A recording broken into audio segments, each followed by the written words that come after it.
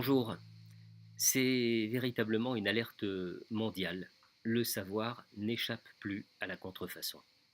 La part qui est prise aujourd'hui par ce qu'on appelle la fausse science dans la production scientifique mondiale augmente de façon exponentielle d'année en année, et ce depuis une bonne dizaine d'années. Face à ce fléau viral, une quinzaine de médias internationaux, dont le quotidien Le Monde, ont décidé de s'allier pour enquêter sur un phénomène qui, évidemment, n'épargne pas notre pays. Alors, qu'est-ce que c'est de la science contrefaite? Eh bien, ce sont des écrits qui, présentés sous un déguisement de parfaite honorabilité, ne sont absolument pas reconnus comme valides par la communauté scientifique internationale. Voilà plus d'une dizaine d'années que des centaines de maisons d'édition se sont fait une spécialité de ce genre de déguisement. En Inde, en Turquie, en Chine et ailleurs, ces éditeurs peu scrupuleux ouvrent les colonnes de leurs magazines à des auteurs en quête de reconnaissance par leurs pairs.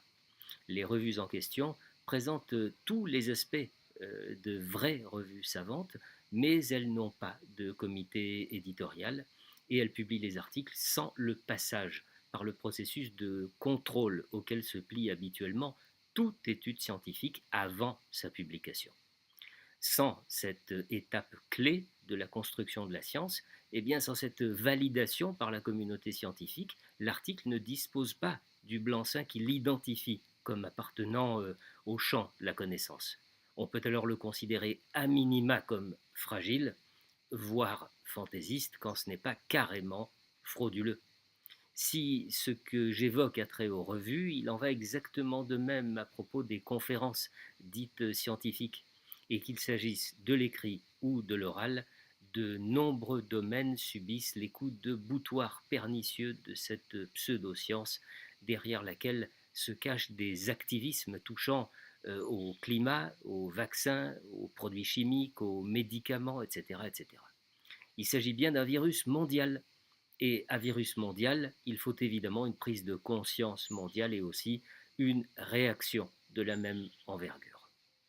À ce jour, plus de 10 000 revues pseudo-scientifiques ont été identifiées.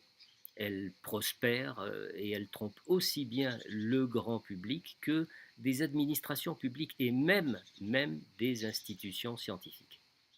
Même si le mal est discret, il gangrène littéralement le champ de la connaissance en conférant à de fausses études cliniques le vernis de la scientificité. On estime que cette production représenterait à l'heure actuelle jusqu'à 3% du contenu des grandes bases de données scientifiques, c'est-à-dire 6 fois plus qu'il y a 5 ans. Le combat ne fait que commencer et l'enjeu est de taille puisqu'il s'agit bien de rendre à la science son intégrité. À bientôt.